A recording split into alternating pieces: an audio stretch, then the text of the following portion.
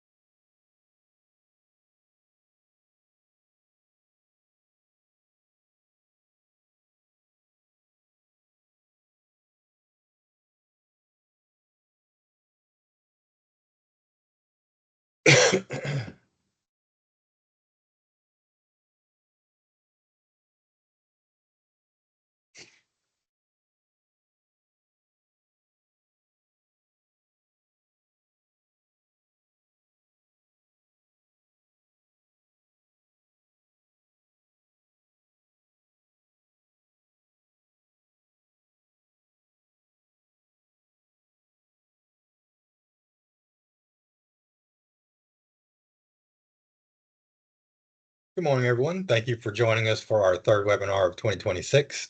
I'm Charlie Oakley, an AICP certified planner with 23 years of experience in land development here in the Triangle and Greater Southeast region. I'm the principal and founder of Yoakley Entitlement Services and the co-founder and president of NoDS. The topic of today's webinar is the title. Every denial is predictable. What 2.4 million clues tell you about your next site. We're going to look at the next 5 case studies showing that the public record is a reliable source of predictive information about your next site. So a quick word about who we are and what we do before we get into the data. Yoakley Entitlement Services is an entitlement consulting firm. We specialize in navigating the zoning, subdivision, and site plan approval processes. We work with developers, builders, landowners, brokers, engineers, and attorneys, basically anyone who needs to get a project through the approval process. We've got experience on both the public and private side of entitlement work, so we understand what staff is looking for and what boards are reacting to. Excuse me. We also plug into builder and developer teams as a fractional entitlement resource. So if you don't have in-house entitlement staff, we fill that role. And for early stage screening, we have our reporting products powered by NoDS that flags major entitlement risks on sites before you commit time or capital tailored to your project. NoDS is our municipal intelligence platform. It's a database that aggregates political meeting records across more than 200 municipalities and growing. This allows us to spend a few minutes researching a database instead of spending weeks manually pulling meeting minutes and reading ordinances. The findings I'm presenting today come directly from that platform. So that's the background. Let's get into what we found. For these case studies, we looked at 2.4 million transcript chunks, a chunk being a set of 500 words from 201 municipalities.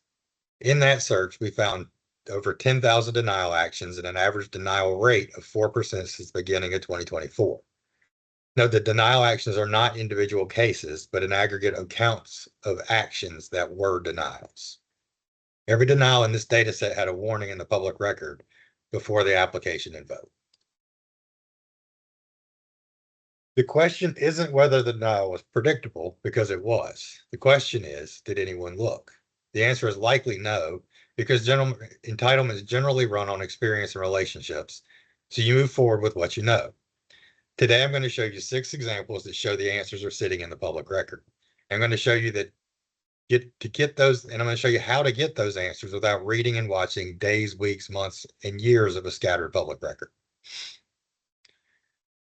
Let's start with the simplest version of this idea. Sometimes the community has already absorbed more of a product type than it wants, and the next person who shows up with the same product gets buried.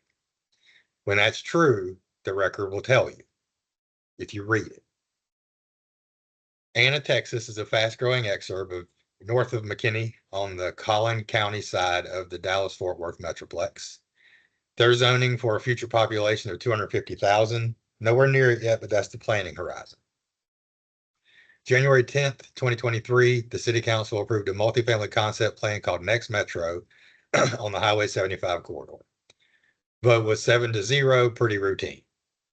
Then 30 days later, 3 meetings, the public showed up at the next 2 public hearings in the same corridor and said the same thing. One resident who's lived in Anna for almost 80 years stood up at the February 6th planning and zoning meeting and said, been in Anna almost 80 years, seen a lot of changes. And in the last few times, it's just more and more apartments, more and more. Another resident at the same meeting, I feel like the diversity is being replaced by high density. I'm opposed to this rezoning. Then a week later, February 14th, City Council, resident on the traffic side. As Anna builds out, that's going to be the 2nd or 3rd busiest thoroughfare in our city that could grow to 250,000. My request is that you take another look at this. 3 different angles, 3 different residents, too many units, the wrong product type, and traffic. But every single one of them was telling the same thing, telling council the same thing. This corridor was full. Now jump forward 15 months, May 2024. Continental Properties files to rezone 59 acres at the corner of South Powell Parkway. That's State Highway 5 and County Road 423. They want a planned development, 312 multifamily units, same kind of project. The May 6th planning and zoning packet is, and I'm not exaggerating, pages and pages of resident emails. I'll read 3 of them. These are real, on the public record, and in the same packet. We strongly oppose this plan. There are already way too many apartments going in along this area. As an Anna resident, I would like to voice my disapproval over proposed changes on Powell Drive south of White Street. We got too many apartments as it is in this area. Please, no more apartments. Notice anything? These are, word for word, the same arguments made in February of 2023. More and more apartments, too many in this area. June 25th, 2024, City Council, Powell Corners denied. 312 units to 0. So look at this timeline. February 2023, the council public is already on tape saying more and more apartments on the Highway 5 corridor. June 24, the council denies an apartment rezoning on the Highway 5 corridor for the exact reason. 15 months. So here's the question I want you to put to you. If you're a developer evaluating a multifamily site in this corridor in Anna in early 2024, do you read those February 23 transcripts? Because if you do, the kind of thing that NoDS does in about 30 seconds, you pull 12 months of transcripts from Anna, you filter apartments, the highway corridor, too many, and the pattern fires before you spend $1 on engineering. The opposition exists before you arrive. The only question is whether you read it. Now that's the pattern in its simplest form. Let me show you what it looks like when a community goes a step further. When the residents start handing you absorption data in their public comments. Queen Creek, Arizona. So Anna showed you the warning. Now let's show you what's actually inside the warning when you read it carefully. Queen Creek, Arizona, far southeast Phoenix Metro, fastest growing town in the state, depending on which year you measure. In June of this year, Town Council heard an amendment for a project called Rittenhouse Commons on Sossaman and Rittenhouse Roads. Originally approved in 2023 as a 166 unit for sale townhome community. The applicant came back 2 years later wanting to convert to for rent. The town received 97 opposition emails on that one amendment. Not 9, 97. On one of them, June 10th, I am not against the rentals. I'm against the number of rentals I'm against the number of these large communities only partially occupied that you all are approving. So stop on that phrase, only partially occupied. That's not a political comment. That's a market comment. A homeowner who lives in this submarket is telling the council, and by extension, every developer who reads the meeting packet, that the existing rental product around them hasn't leased up. That's absorption data for free from a homeowner who almost certainly didn't realize she was telling on the competition. And it's not a one-off. If you look at the next 3 quotes from the same packet, a resident lives just south, uses Sossaman to get to Gateway Airport. already becoming a very congested corner due to all the development to the north. That's a traffic level of service comment. Existing infrastructure is already strained. They drive down property values, and a lot of us moved away from Phoenix to keep Queen Creek a small town feel. That's comp sales adjacency risk. The for sale buyer base is already wary of nearby rentals. 10.1 dwelling units per acre is just too much for that corner. That's the political ceiling for density on the record before you draft a site plan. 3 different residents, 3 different signals. None of it came from the market study. Every column on the left is something a Queen Creek resident actually wrote in an email to their town council. Every column on the right is what that line is translated into a developer's pro forma. Only partially occupied, existing rental absorption is soft. Already congested corner, traffic level of service is failing. Drive down property values, comp sale adjacency risk. Too many in this area, submarket saturation. Small town feel, political ceiling on density. More development to the north, cumulative impact opposition is forming. A market consultant would charge you 40 grand for that report. The homeowner sent it to you for free in an email, CCing the town council 12 months before you closed on the dirt. Now look at the right side of the slide. 97 emails, 1 meeting, Rittenhouse Commons 2. The applicant didn't need a market study. He needed to read his own town's emails. So that's community fatigue. Anna and Queen Creek are different shapes of the same problem. The opposition is already on the record before you arrive. And inside the opposition, there is a complete competitive intelligence brief on your project. Read the public comment. It is the most underused data set in land development. It's public, and with Node.js, it's searchable. Now let me show you what happens when you don't just have community fatigue. You have a community that has codified its opposition into the planning process.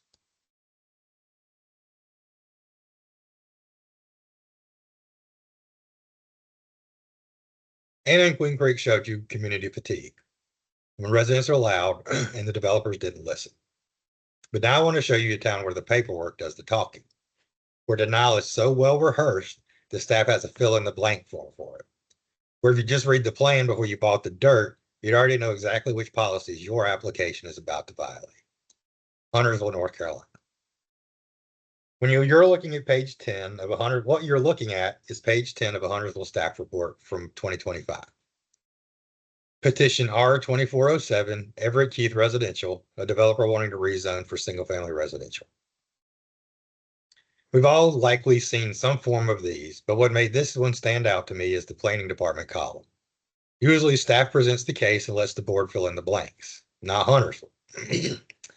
You see the 3 columns, planning department, planning board, board of commissioners. Each one gets a paragraph that starts with approval and denial. They literally have check boxes for denial. The planning department column on the bottom left isn't a placeholder like you normally see. The staff actually filled it in.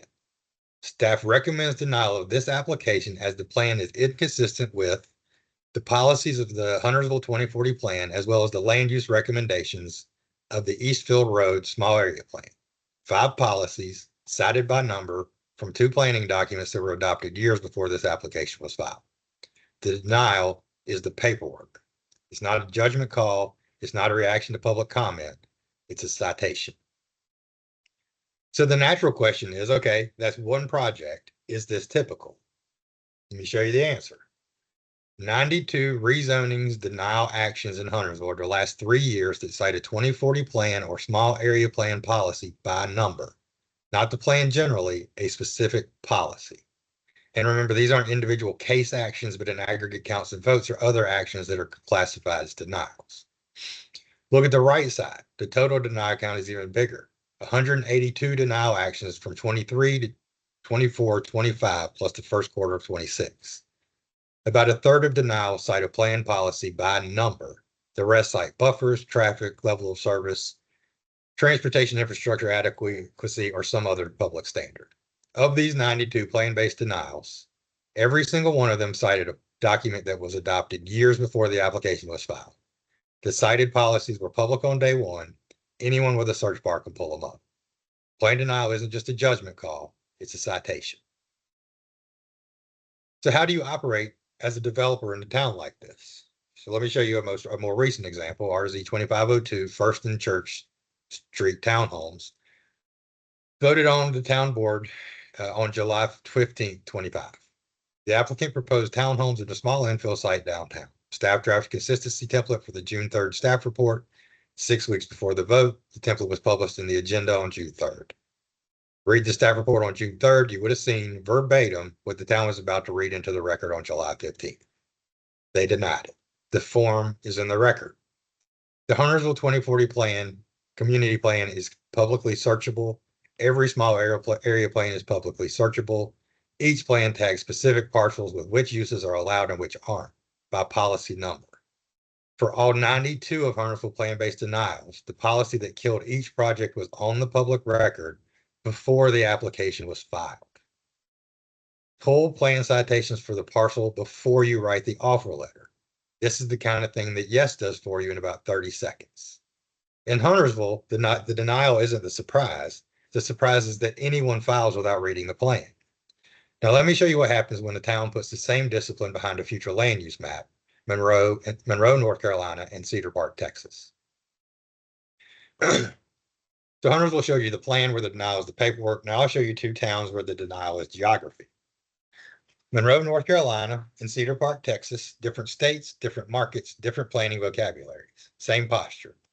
The future land use plan is the law, and they are not going to renegotiate it for you.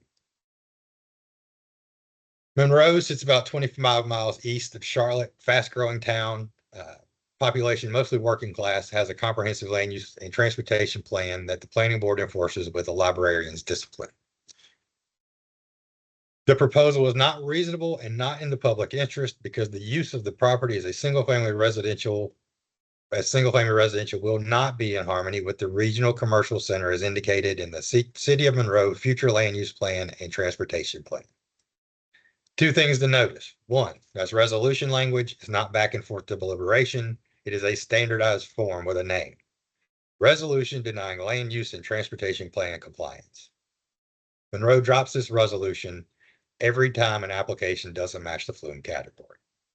Two, the resolution names the flume category, Regional Commercial Center. That's a specific designation in the public plan, and the applicant proposed a single-family residential on a parcel that the map says was Regional Commercial Center.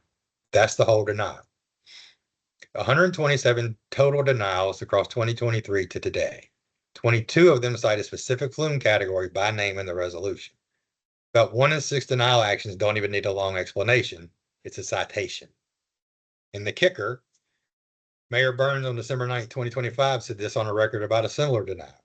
It was not ultimately a denial, just did not conform to the intended use. That's a town where the politicians don't even think of it as a denial anymore. It's a non-conformance. Same outcome, the project dies, but the framing is procedural, not adversarial.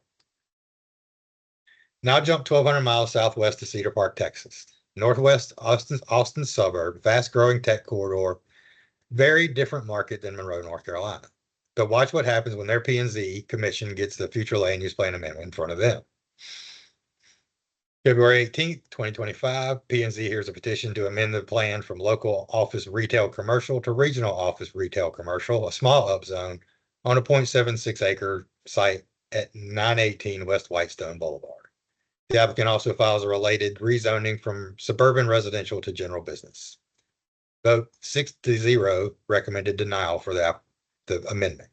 In the same meeting, 6-0 on this rezone. 22 days later, March 12th, P&Z gets another future land use plan amendment. This one a little bigger, 9.2 acres on a toll road.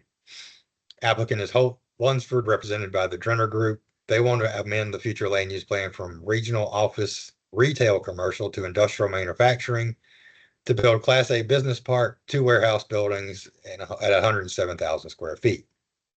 Vote 5-1, recommended denied. 2 future land use plan amendments, 3 weeks apart, different sites, different applicants, same answers.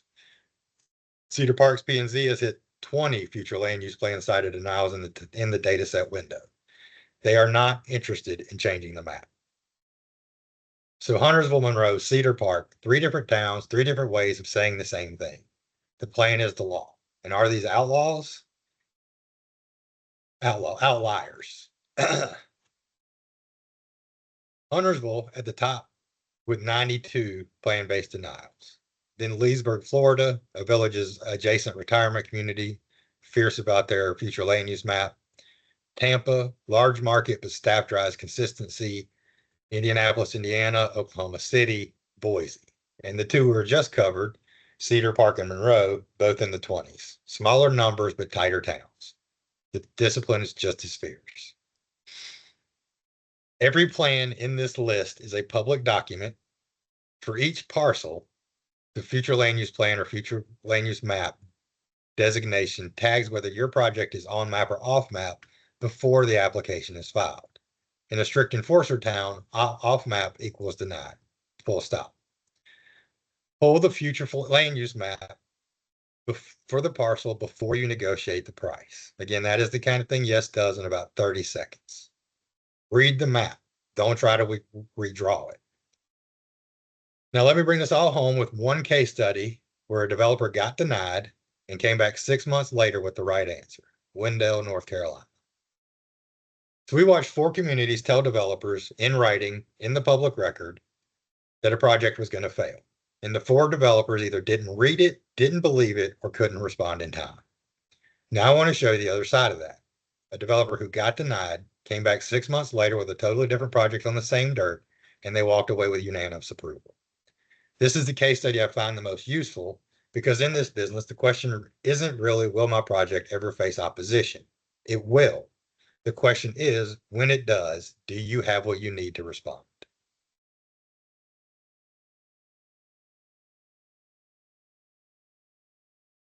Apologies. Lennar, North Carolina. Sorry. Lennar, Carolina is a big national home builder, very capable team, actually the largest home builder in the Triangle. McAdams is their engineer. Parker Poe is their land use counsel. So this is an A team in the Triangle. They put about 301 acres under contract on the east side of Wendell between Davistown Road and Rollsville Road. They proposed a project called Weathers Landing, 931 units, conventional residential subdivision. They held a neighborhood meeting in February 25, and then in June, town council had its public hearing, and the public turned out. These quotes are from the actual transcript of the June 9th hearing. This plan is public record for developers to read and use to guide what they will build in Wendell. If they decided to spend a lot of time and money on this project without adhering to the blueprint, that's not a fault of the town. A resident said that out loud. The community was telling Lennar and town council that the developer had failed to do their homework. 2 other quotes to give substance. 1,800 cars. That's the traffic number a resident on Davistown Road did in their head. And stop rezoning farmland. That's a values argument. Different angle, same conclusion. The town board voted 2-3, annexation and rezoning both denied. Formal denial was recorded on July 14th, 2025. Now, most developers, when this happens, walk away. Some sue, some flip the dirt. But Lennar did something different. But before I tell you what they did, I want to show you something a little more uncomfortable. This is the slide that is basically the entire thesis of the entire webinar in one frame. On the left is what Lennar filed on February 10th, 2025. 931 units, conventional subdivision, 303 acres on the northwest side of Wendell, Davistown Road, Rollsville Road, Puryear Road. Now, on November 27th, 2023, 14 months before Lennar filed, Wendell Town Council voted on a land use plan amendment for the exact parcel. The town had originally classified it for industrial use. And the family came to the town and said, we want this to be residential, not industrial. The town council voted to exclude the parcel from the industrial designation. So before Lennar even filed, the public record contained in writing the parcel's intended land use, the family's preferences, and the council's vote that locked it in. Anybody doing due diligence on that parcel could have pulled that up in about 30 seconds. So Lennar did have that partially. Then there's Rolesville Road. Across 2023 and 2024, every planning board meeting that it touched that road acknowledged that it needed to be widened to 4 lanes. NCDOT had documented it. The town's contract engineer raised it in project review after project review. It is also in the 2050 Metropolitan Transportation Plan. And the town had a track record of defending its road plan. In May 2023, a developer filed a text amendment, ZTA 2301, to delete a planned road from the arterial and collector plan. The planning board recommended denial unanimously. The signal was, in Wendell, we don't water down our road planning to suit a developer. Then on top of all that, run a keyword analysis, which is the kind of thing that NodeS does in about 30 seconds. And you get year over year tracking from 2024 to 2025. Traffic mentions up 243%. Infrastructure up 132%. Schools up 82%. This community was loading up. So when Lennar filed in February 2025, the question wasn't, will the opposition show up? The exact parcel was on the record. The exact road was on the record. The exact pattern of how Wendell handles road planning was on the record. The opposition was searchable, datable, quotable. And that public early warning system didn't fire because nobody read it. So what did Lennar do after the July denial? They went back and they read the record and they came back with a different project. Same dirt, new name, Haven at Wendell. And every single change in the application maps directly to a specific opposition that was in the public record. Residents said too many cars. They cut 138 units from 931 to 793. Residents said school capacity. They made it 55 plus age restricted. Eliminated the school objection completely. Residents said Rolesville Road is a kill shot. They committed $6.3 million in off-site road improvements. Residents said stormwater will run our way. They committed to 100-year stormwater detention in a constructed wetland, both well above code. Residents said, where's the public benefit? They committed to a 10-acre public park, fully designed, fully constructed, dedicated to the town, roughly $3.3 million in land and improvements. Residents said, we'd like to walk somewhere. So they committed to 14 miles of sidewalk and over 5,000 linear feet of greenway connecting to Wake County land at Robertson Mill Pond.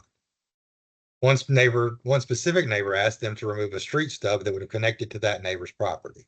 They removed it. Live in the hearing, the developer added another condition based on the board discussion. That happens, but it doesn't happen often. Total, 23 zoning conditions voluntarily accepted. Your lesson here isn't that you need a $15 million package on day one. The lesson is that the developer sat down, listened, and changed the project. Each line on this slide is one specific objection turning into one specific commitment. And this works for projects that were denied and for projects that haven't even been filed yet. November 4th, 2025, Wendell Town Council, voice vote, Haven at Wendell, approved unanimously. The same neighbor who showed up in June saying no going back to small town, big charm, stood up at the November hearing and said this, I hope that we have created a model that we can use and repeat. They have sat and they have listened. We pointed at the map and said, this is what we don't like, and they've changed that. One opponent on the record becoming a public supporter. That's not luck. That's a process working. Look at this side by side. Same process, same developer, same general unit count, give or take. The thing that changed between the denial and unanimous approval was the fact that the developer read the record and met it. So here's the line I want you to walk away with from this segment. The denial wasn't the end. It was the beginning of the negotiation, but only because the developer listened. We walked through 6 markets, different states, different product types, different political climates. But when I look at all the data across all of them, three things separate the approvals from the denial, and none of them require a crystal ball. Rule 1, read the transcript before you buy the dirt. The community has already told you what they're afraid of. In Anna, they said too many apartments. In Queen Creek, they said the roads can't handle it. That's not a surprise at the hearing. That's a data set you didn't pull. Rule 2, check the flume before you check the comps. In Huntersville, in Monroe, in Cedar Park, the map said no, and the council agreed with the map. The future land use designation isn't a suggestion in strict enforcer towns. It's closer to a verdict. Rule 3, if it gets denied, read why and come back different. Wendell denied Weathers' landing. Lennar didn't walk away. They read the record, they addressed every objection, and they got unanimous approval. The denial was on the roadmap. The denial was the roadmap. One sentence on all of this. The public record is the most underutilized data set in land development, and that's what we built NODS to fix.